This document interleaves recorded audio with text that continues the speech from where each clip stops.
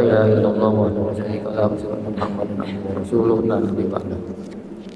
Yang saya hormati wakil khusus kepada Imam Salat Zuhur Bapak Kiai Haji Murtadi Aziz Tanung Hidayati.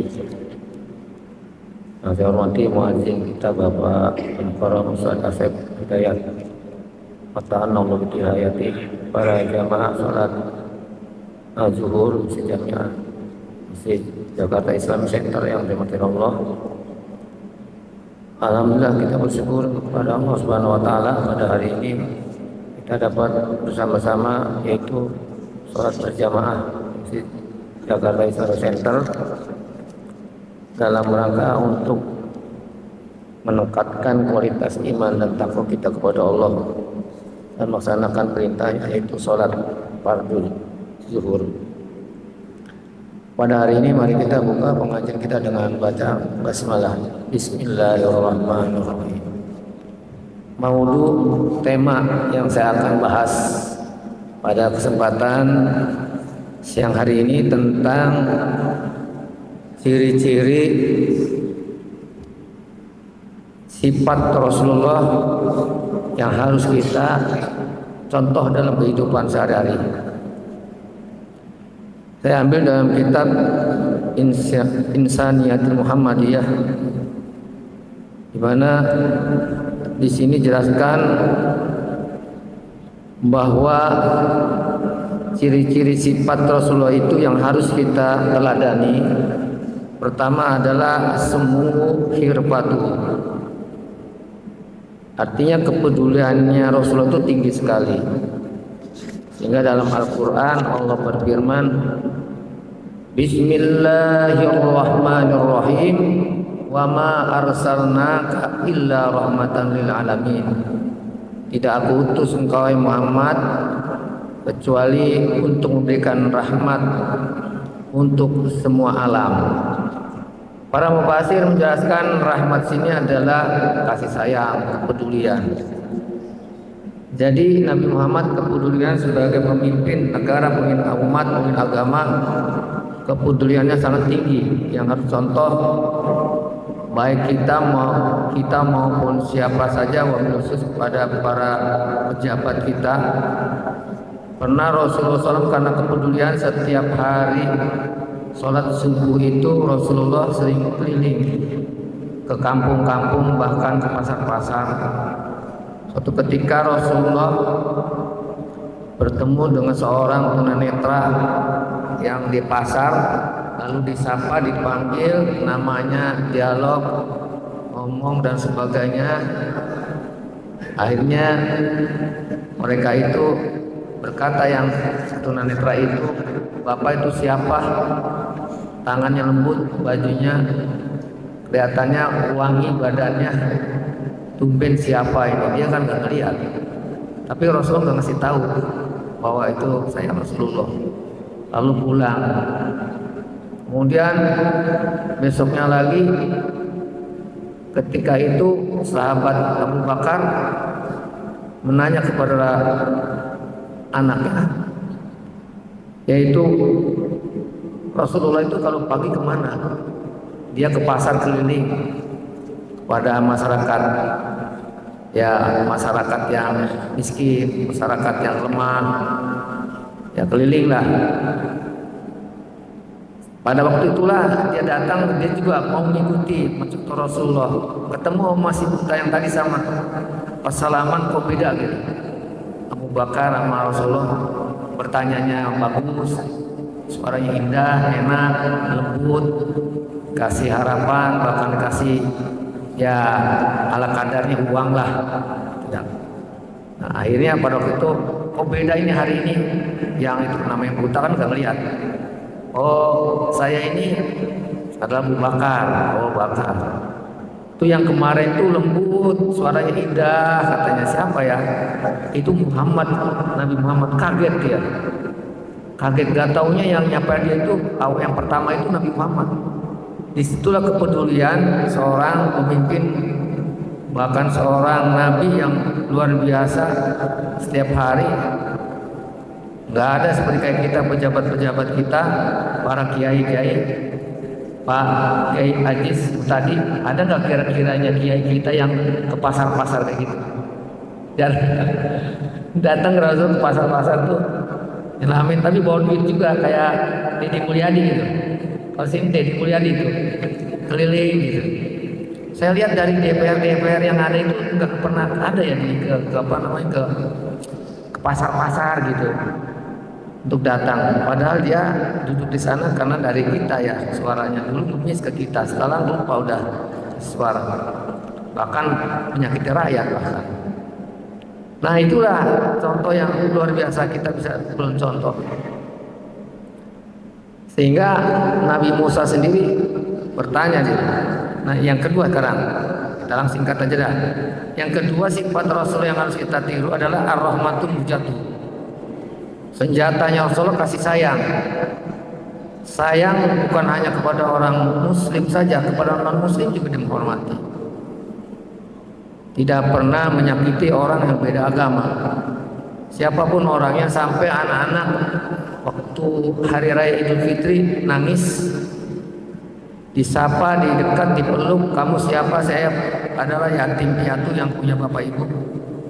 Langsung Rasulullah menanyakan, mau nggak kamu diangkat sebagai anak asuh saya? Itu kepedulian Rasulullah keliling kasih sayang kepada manusia, pada siapa saja. Nah, kasih sayang dari kita ini mungkin sedikit ya, enggak hanya kasih sayang sama suami, sama istri sama suami, sama anak, tapi kasih sayang sama yang lain mungkin ya harus ditingkatkan. Inilah kasih sayang yang Rasulullah, ciri-ciri sifat Rasul yang harus kita tiru. Laqad kana lakum fi Rasulillahi uswatun hasanah. Sungguh ada bagi Rasulullah adalah contoh yang baik. Liman kana yarju Allah wal yawmal akhir wa dzakara Allah katsira. Sungguh ada bagi Rasulullah ada contoh yang baik bagi siapa orang-orang yang mengharap, yaitu percaya pada hari akhir, banyak-banyaklah berzikir pada Allah Subhanahu wa taala. Jadi contoh yang ideal dari kita ini adalah Rasulullah. Kalau sekarang ini kita yang contoh di Jakarta atau di Indonesia, contoh seperti Rasulullah ada nggak? Itu sulit ya Pak. Pagi-pagi jalan sama orang peduli. Mudah-mudahan kita bisa nyontoh sedikit-sedikit lah. Yang ketiganya yang harus kita contoh al-adlu syariatuhu, keadilan syariatnya. Rasulullah sebagai pemimpin adil. Pada suatu ketika ada seorang anggota masyarakat ngadu Rasul, ya Rasulullah, kok kenapa negara ini, di negara sana zaman Rasulullah dahulu, negara ini kok hukumnya tidak adil, kalau orang kecil berbuat jahat ditangkap, kalau orang yang koruptor yang besar kok nggak ditangkap, ini nggak adil kehakiman. Kata Rasulullah dijawab, laula Fatimah. Andai kata Fatimah, dia mengatakan sarokot kotok tu yadah. Kalau Fatimah anakku dia mencuri, akan aku potong tangannya. Tidak ada aplikasi waktu itu. Tetapi sekarang keadilan itu nggak ada. Ada tapi ya pilih-pilih. Kalau pejabat yang salah nggak berani dia. Kenapa? Mungkin ada dekingin, ada duitnya, ada apa-apanya. Bahkan dikeluarkan lagi amnesti dan apalah. Al-adlu syariatuhu itu tegakkan. Jadi ini Rasulullah ditegakkan, siapapun anakku aja mencuri akan potong. Apalagi orang. Tapi pada saat itulah para hakim, para penguasa, para ahli hukum itu tidak mengadili orang yang tadi, orang-orang besar dan pejabat-pejabat. Kalau sekarang itu koruptor pegangin itu yang koruptor yang ada di Senayan, berapa banyak itu yang diambil di sana. Ini keadilannya, maka runtuhlah negara kalau andai kata ini tidak ditegakkan. Mudah-mudahan presiden kita negakkan siapapun tanda pandang bulu. Kalau ada menterinya yang curi, yang menyalahgunakan jabatannya, maka katakanlah digeser, diberhentikan, dinonaktifkan, dia perlu dipenjara. Itu biar kapok, diambil harta-hartanya. Nah sekarang enggak, negara kita carut marut, kasihan rakyat kecil, sehingga kena hadis kadal pakru ayakuna kufran wa nifaqan. Hampir dia nekat orang miskin mencuri, merampok, merampas. Kenapa? Karena kemiskinannya. Ada seorang kemarin di mall di Kebayoran Baru, mall Kebayoran Baru, seorang tua di mall, dia nyuri, ketahuan sama satpam. Bapak curi ya, coba lihat badannya, periksa betul dia nyuri. Tanya, kamu bapak kenapa nyuri ini? Kamu saya bawa ke polisi, tangkap sana. Pak, saya ini nyuri kepaksa pak, anak saya belum makan. Bapak mau tanggung jawab, anak saya mati. Makan susah, nyari uang susah. Yang haram aja susah, apa yang halal? Katanya gitu. Yang haram aja susah, apa yang halal? Ya bagaimana ya? Ya pasti ditangkap juga. Kasihan kan orang miskin itu, nekat. Yang salah siapa? Ya para pengusaha, para pejabat yang sudah dipilih oleh rakyat, mestinya peduli terhadap rakyat. Ini tidak ada sedikit. Yang keempat, sifat Rasulullah al-hubbu fitratuhu, kecintaannya kepada hal-hal yang halal, pada yang fitratu, yang suci. Rasulullah dulu pernah waktu kecil saja diajak untuk memakan barang haram, Rasulullah nggak mau. Jadi itulah Rasulullah sifatnya, yang mana menimbang-nimbang mana ini haram, mana halal. Al halal bainun wal haram bainahuma mustabihat. Sudah jelas ini halal, ini haram. Nah, kalau di tengah-tengahnya mustabihat, ya haram jatuhnya. Maka oleh karena itu di dalam Al-Quran dijelaskan bahwa orang-orang yang makan barang haram, misalkan ya ayyuhan nas kulu mimma fil ardi halalan thayyiban. Surah Al-Baqarah ayat 168. Ya ayyuhan nas kulu mimma fil ardi halalan thayyiban. Wahai manusia, makanlah apa-apa yang ada di bumi, dan apa yang di bumi dengan halalan thayyibah, yang halal dan yang baik. Nah inilah makanan halal dan suci mendukung kesehatan tubuhnya, kejernihan akalnya, dan kebaikan akhlaknya. Jadi orang yang akhlaknya jelek mungkin barangnya makan haram terus. Jadi orang-orang yang makan halal, kesehatan tubuhnya terjaga, kejernihan akalnya bagus, cerdas, dan kebaikan akhlaknya. Gara-gara apa? Makan yang halalan thayyibah. Tapi orang sekarang biar lagi, Pak Ustaz, nyari yang halal aja susah, yang haram aja susah, lagi yang halal. Nah ini udah ngomongnya bener nih. Nah rasakan nanti setiap Rasulullah bersabda, contohkan kepada umatnya bahwa jangan pernah yaitu memakan barang haram. Kenapa? Orang yang makan haram akan memilih halal dan suci. Rasulullah katakan, tidaklah tubuh daging dari makanan yang haram kecuali neraka, lebih utama di neraka. Jadi kalau ada orang makan yang haram, siap-siap aja tempat jasadnya di neraka nanti. Lalu bagaimana Pak Ustaz supaya diampuni? Dosa itu ada dua, dzambun li nafsi dan dzambun li ghairi. Kalau dzambun li nafsi, dosa kepada diri sendiri yang enggak membawa madarat untuk orang lain. Apa umpamanya? Kita madarat berbuat maksiat, tapi enggak ada pengaruh kepada orang lain, hanya untuk dirinya aja. Tapi yang dosa dzambun li ghairi, dosa yang tidak akan diampun. Apabila bekerja dia berbuat itu tidak diampunkan dosanya. Apa? Koruptor. Karena apa koruptor?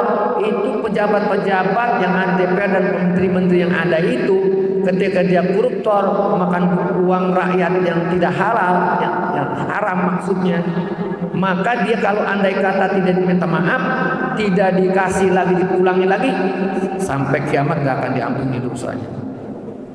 Kalau dosa kita kan yang itu udah istighfar aja hilang kan gitu, istighfar, kecuali dosa yang besar, syirik gitu kan, zina dan sebagainya. Kalau dosa kecil bisa diampuni kita, yang tidak membawa madorot kepada orang lain, tapi yang mendorot kepada orang lain sampai orang sengsara gara-gara uang negara dimakan habis sama orang-orang pengusaha itu, maka dosanya walaupun dia umroh setiap bulan tidak akan diampuni dosanya sebelum dia mengatakan, nih uang yang saya ambil 1 miliar saya ulangi lagi ke negara, ya enggak, kasih negara, saya minta maaf, baru selesai. Tapi kalau enggak, andai kata enggak diulangi lagi, tidak akan diampuni dosa walaupun setiap bulan dia umroh. Itu dia haji, labbaik Allahumma labbaik, kata Allah, kata malaikat, la labbaik wala sadaik, batnuka haram, amal basuka haram, perutmu haram, kamu haji, labbaik labbaik, wasaubuka haram, baju ihram kamu haram, semua enggak labbaik. Jadi anggapan orang itu bahwa kalau orang sudah berbuat dosa, cukup dia umroh atau haji hilang, enggak gitu. Dia harus mengulangi dulu. Nah, sah atau tidak sah, ya dari barang haram mana sah hajinya. Nah, oleh karena itu Bapak, yang terakhir bahwa Nabi Muhammad SAW yang harus kita contoh dari perilakunya, masa kilunnas ibadah tahu. Masa kilunnas artinya pengabdian kepada masyarakat untuk ibadahnya. Jadi bapak-bapak di masyarakat, apa saja yang perlu untuk kebaikan ke masyarakat kita kerjakan. Karena ibadah ada yang mahdo, ada yang kurang mahdo. Kalau mahdo itu puasa, sholat, haji, zakat, mahdo. Kurang mahdo itu bapak kebersihan jaga di kampungnya, itu ibadah mahdo. Bapak ngaji ini ada ibadah mahdo, sholatnya mahdo, kurang mahdonya ngaji ini. Ya ibadah juga. Jadi ibadah mah jadi RT, jadi hansip, jadi pengawal, jadi macam-macam yang baik, membersihkan lingkungan di rumah itu ibadah bermahdoh. Jadi oleh karena itu bapak-bapak, marilah contoh Rasulullah. Rasul itu pengabdian masyarakat ibadahnya, bukan sholatnya aja, puasa haji dan tahajud dan duhanya, tapi pengabdian kepada masyarakat itu ibadahnya. Mudah-mudahan pengabdian orang-orang yang ada di Senayan ikhlas pengabdiannya untuk rakyat, insya Allah ibadah. Apakah itu presiden, apakah itu menteri, apakah itu bupati, wali kota, apakah itu gubernur, semua RT, semua yang ke bawah, kalau hanya niatnya untuk kepada Allah Subhanahu wa taala ibadah, maka akan falahu ajroni, ajrun fid dunya wa ajrun fil akhirah. Ajrun fid dunya dia dapat gaji, ajrun fil akhirah dapat pahala. Jadi itu niat, innamal a'mal binniyat. Mudah-mudahan Allah berikan hidayah kepada para pejabat kita, para ustadz kita, para asatidz kita, para kiai, para kita semuanya termasuk saya dan juga keluarga kita, mudah-mudahan mencontoh sifat-sifat Rasulullah yang saya sampaikan tadi. Yang pertama adalah as-sumu hirfatu, kepedulian adalah Rasulullah sangat tinggi. Yang kedua, ar-rahmatu muhjatu, senjatanya Rasul kasih sayang, bukan bedil, bukan gas air mata, tapi Rasulullah senjatanya adalah kasih sayang, menegur, yaitu mendekati, merayu, bukan main tembak gitu, kan gitu ya. Dan kemudian dia al-adlu syari atau keadilan, keadilan itu harus tegakkan. Wan usai fi mahili. Yang keempat, dia cinta kepada yang suci, yang halal, bukan yang haram. Yang kelima, dia pengabdian ke masyarakatnya luar biasa. Seminggu di Gua Hiro, bertanah halus, uzlah, seminggu untuk masyarakat, seminggu untuk rakyatnya. keliling Rasulullah. Yang ada yang dicontoh sama gubernur kita, pejabat kita baru Deddy Mulyadi. Mudah-mudahan yang lain bisa niru kepada Deddy Mulyadi. Itulah contoh daripada yaitu yang disebutkan dari itu. Ternyata Deddy Mulyadi itu anak buahnya Anom sering Suryalaya.